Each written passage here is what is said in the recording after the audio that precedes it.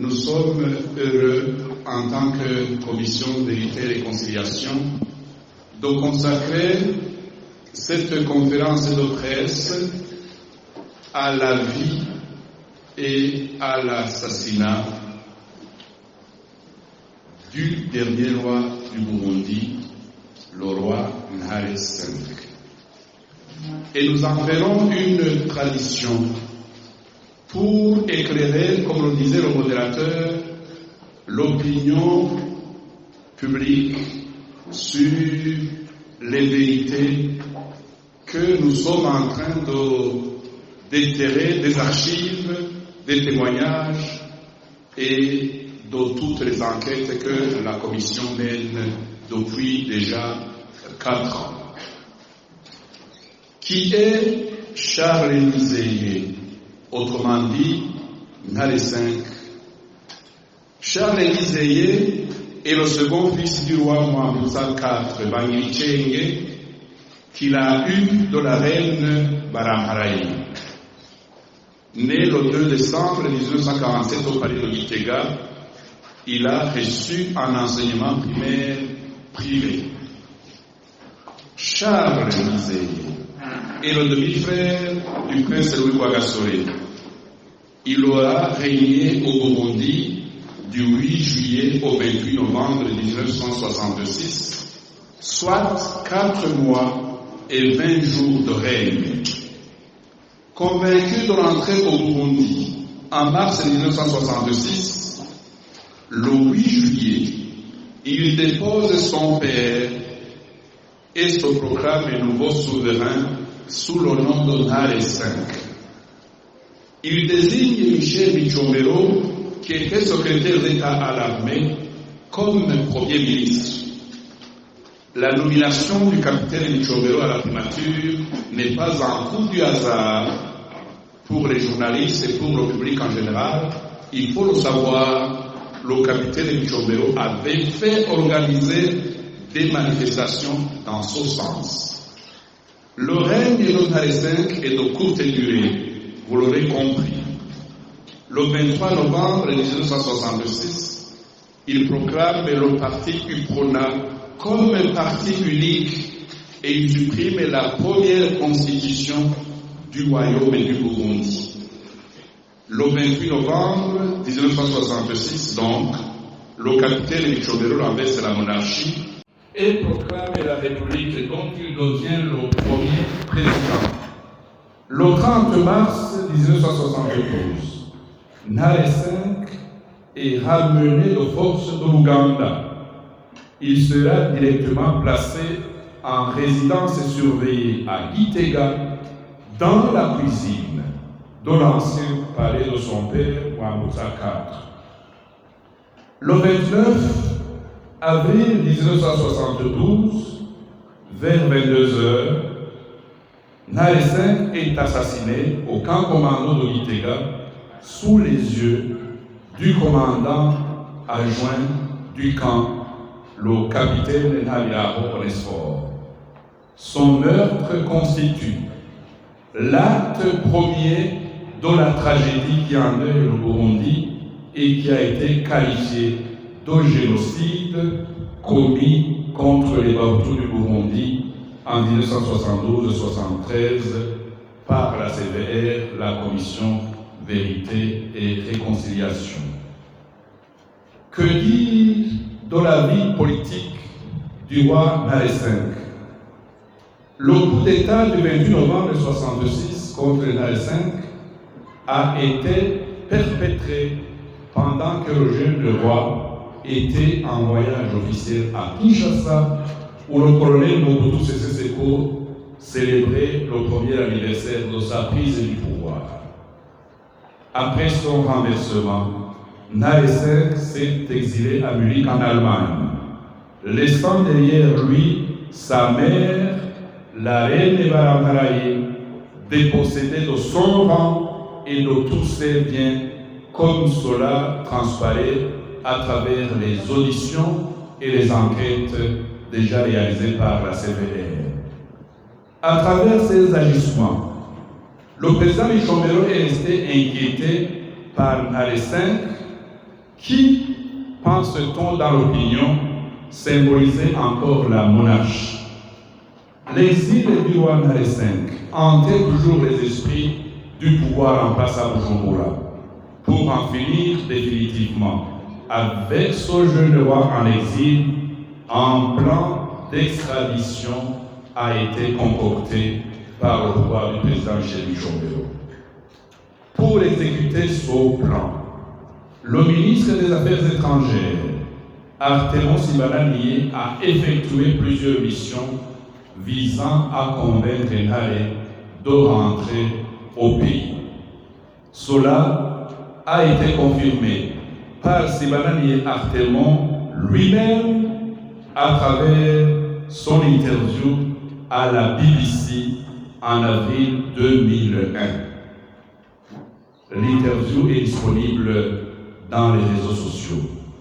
Sibananiye Artemon a dit qu'au cours de l'un de ses déplacements à Bruxelles, pour une réunion de la commission mixte belgo-burundaise du 13 au 17 mars 1972, il a croisé du regard dans un hôtel l'ex-roi Charles Lizeye et qu'il a appris ensuite l'arrivée de celui-ci en Ouganda de la part du chargé d'affaires à l'ambassade du Burundi à Kampala, Pierre Mungwa. En date du 25 mars 1972, Sibananiye Artemon est en mission en Ouganda, où il demande une audience au président Idi Amin Dada pour lui dire que Nare V n'est plus le Mwami du Burundi. L'audience est obtenue le lendemain, c'est-à-dire le 26 mars 1972. Le ministre Sibananiye engage des négociations en vue de l'extradition de l'ancien monarque burundais. La CVR, à travers ses enquêtes, constate que Sibananiye a effectué depuis lors des va-et-vient entre Kampala et Bujumbura. Le président Idi Amin Dada se laisse convaincre de renvoyer Charles Lizeye dans son pays en tant que citoyen simple, et sur base d'un sauf-conduit burundais.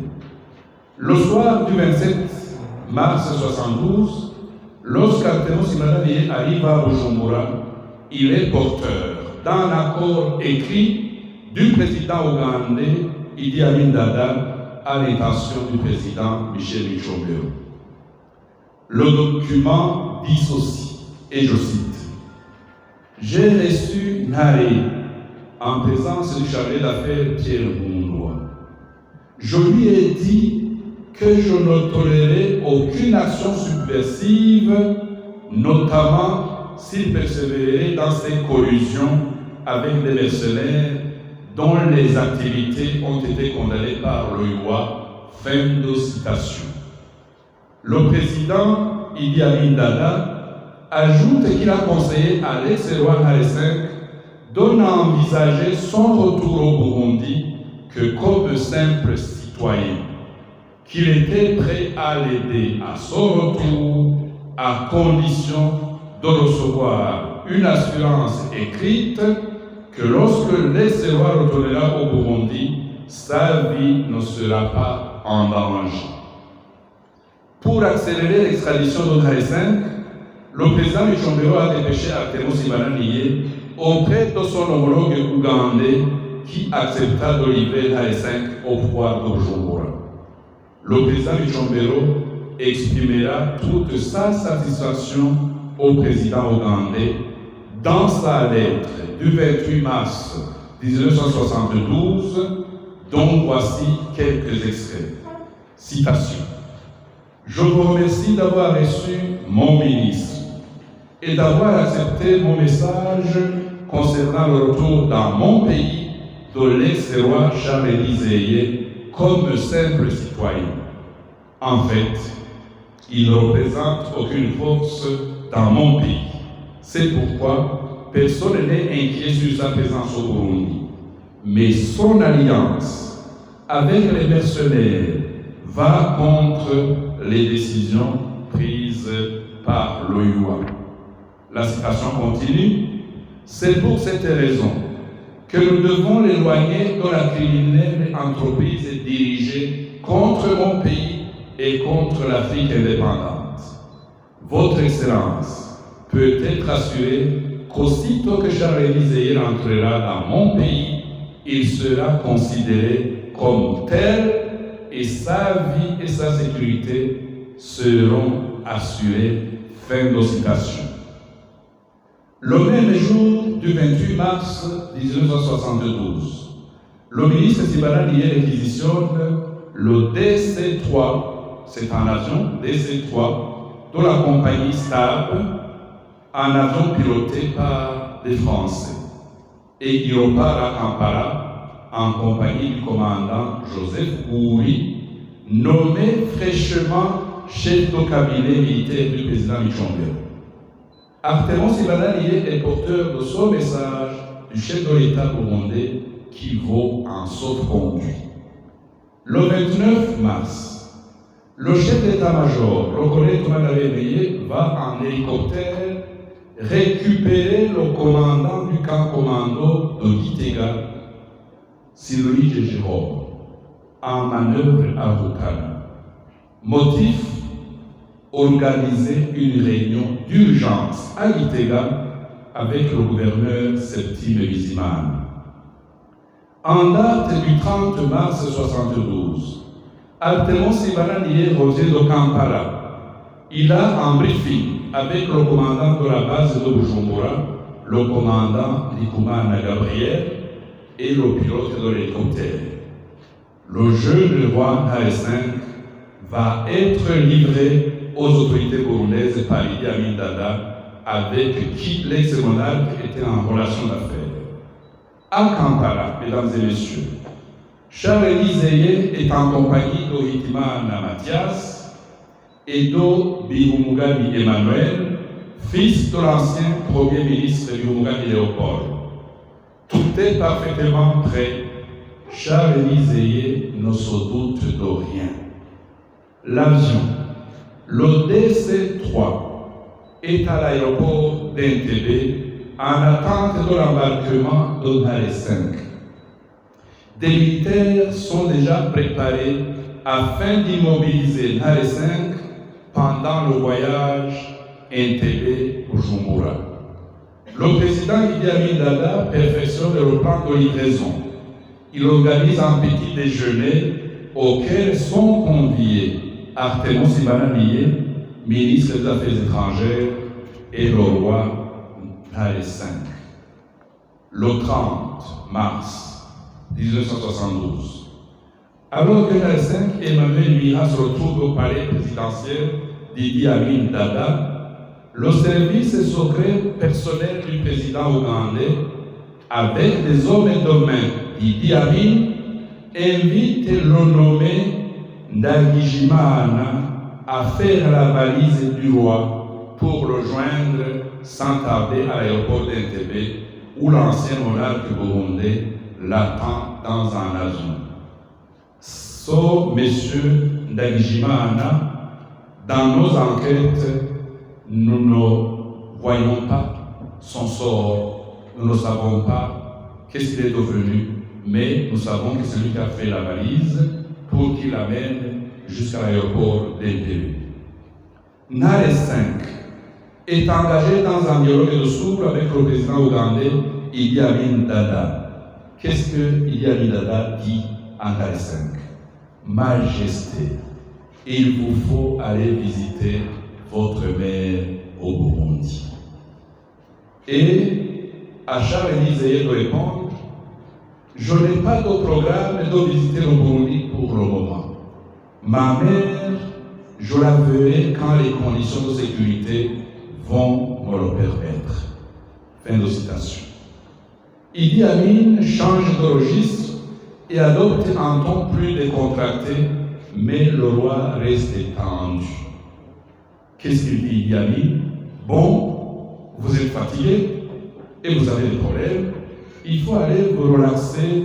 Vous savez, l'Ouganda est un très beau pays. Ça vous va, la région d'Otoro? Ça, c'est Idi Amin qui parle. L'ex-monarque burundais oppose un refus catégorique et dit non, je me sens très bien à Kampala. Il n'y a pas de raison de me détendre. Idi Amin commence à s'énerver et ordonne cette fois-ci, vous irez à Kabale. J'ai mis à votre disposition un hélicoptère pour ça. Le roi aura beau résister, mais il sera poussé avec Emmanuel Biya à entrer dans un hélicoptère de la police ougandaise de marque Bell Lagusta. Marque Bell Lagusta, prêt à voler à partir du palais présidentiel de Nakasero. Ça, c'est tout près de l'aéroport Entebbe. L'hélicoptère atterrit à l'aéroport international de Bujumbura à 16h30 le 30 mars 1972. Au pied de l'avion, Nare 5 et Mihail Emmanuel sont accueillis par le commandant Joseph Gouri et le lieutenant Boniface Germain. Nare 5 est désormais prisonnier de ces tombeurs. Quant à la délégation ougandaise qui a accompagné Nare 5, elle repart à Kampala avec son message de remerciement du président Michombero, se félicitant, citation, de l'heureuse fin des pourparlers concernant le retour de M. Charles Zeye en mon pays, où il est placé dans des conditions de parfaite sécurité. Fin de citation.